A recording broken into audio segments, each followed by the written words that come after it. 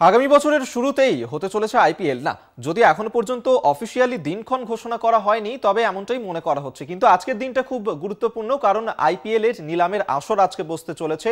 দুবাইয়ে বসবে এই আসর। আমরা এই নিয়েই কথা বলবো। জয়জ্যোতি ঘোষ আমাদের সঙ্গে এই মুহূর্তে রয়েছেন প্রতিনিধি। জয়জ্যোতি, আজকে দুবাইয়ে বসতে চলেছে আইপিএল এর নিলামের আসর এবং ৩৩৩ জন যে ক্রিকেটার তাদের ভাগ্য নির্ধারণ হবে। কার কত দর উঠতে পারে এবং পছন্দের তালিকাতেই বা কারা এগিয়ে রয়েছেন?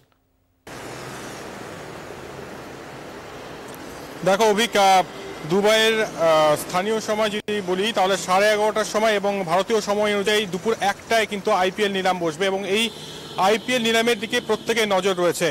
মনে রাখতে হবে যে গৌতম গম্ভীর, যিনি নাকি দুবার কলকাতা নাইট রাইডার্সকে চ্যাম্পিয়ন করেছিলেন, তিনি কলকাতার মেন্টর হিসেবে যোগ দিয়েছেন এবং কলকাতা কিন্তু অবশ্যই দুজন পেসার তুলে নিতে চাইবে। যে প্লেয়ারদের দিকে নজর রয়েছে তারা হচ্ছেন যে Mitchell Starc, Pat Cummins, Travis Head. Mitchell স্টার্কের জন্য যদি ঝাঁপায় কলকাতা নাইট রাইডার্স তাহলে কিন্তু অবাক হওয়ার কিছুই থাকবে না। এবং যদি বেস্ট প্রাইস বলি, মিচেল স্টার্কের 2 কোটি, ট্রেভিস হেডের 2 কোটি, প্যাট কামিন্সের 2 কোটি এবং আরও একজন ক্রিকেটারের কথা বলতে হবে যিনি নাকি এই বিশ্বকাপে দুর্দান্ত পারফর্ম করেছেন, রাচিন রবীন্দ্রা। তার বেস্ট প্রাইস 50 লক্ষ টাকা। এবং এটাও শোনা যাচ্ছে যে রববেন পাওয়েলের জন্য কিন্তু দর করতে পারে কলকাতা নাইট রাইডার্স। তাই কি স্ট্র্যাটেজি নিতে চলেছে কেকেআর সেটা তো আইপিএল নিলাম যখন শুরু হবে তখনই বোঝা যাবে। তবে আমি একটু বলে রাখতে চাই যে কোন ফ্র্যাঞ্চাইজির কাছে কত টাকা রয়েছে। এখন গুজরাট টাইটেন্সের কাছে 38.15 কোটি, সানরাইজার্স হায়দ্রাবাদের কাছে 34 কোটি, কলকাতা নাইট রাইডার্সের কাছে 32.7 কোটি, চেন্নাইয়ের কাছে 31.4 কোটি, পাঞ্জাবের কাছে 29.1 কোটি, দিল্লি ক্যাপিটালস, দিল্লির দিকেও নজর থাকছে 28.95 কোটি, রয়্যাল চ্যালেঞ্জার্স ব্যাঙ্গালোর 23.25 কোটি, মুম্বাই ইন্ডিয়ান্স 17.75 কোটি, লখনৌ সুপার জায়ান্টস 13.15 কোটি। সব থেকে বেশি গুজরাট টাইটান্সের কাছে রয়েছে।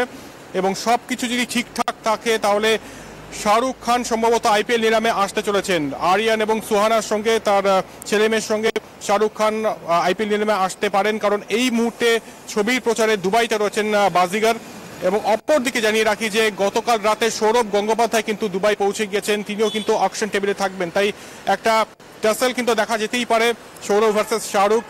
তবে কি হয় শেষ পর্যন্ত সেটার দিকে প্রত্যেকের নজর থাকবে। এবং কলকাতা নাইট রাইডার্স একদম ঢেলে সাজাতে চলেছে গৌতম গম্ভীর এবং একদম মানে যে পারফরমেন্সটা গত 10 বছর ধরে আমরা প্রত্যাশা করেছিলাম সেটা আসেনি, সেটা যাতে 2024-এ আসে সেটার জন্য কিন্তু একটা মরিয়া চেষ্টা করবে। এবং সেটার প্রথম ধাপ কিন্তু আজকের এই 19 ডিসেম্বর দুবাইয়ের অকশন টেবিল, সেখান থেকে কোন কোন ক্রিকেটারকে তুলে নেয় কলকাতা নাইট রাইডার্স, সেটাই সব থেকে বড় প্রশ্ন এবং সেদিকে নজর রয়েছে আমাদের। অভিক, একেবারেই আপাতত ধন্যবাদ তোমাকে জয়জ্যোতি ঘোষ, এতক্ষণ সরাসরি আমাদের সঙ্গে ছিলেন প্রতিনিধি।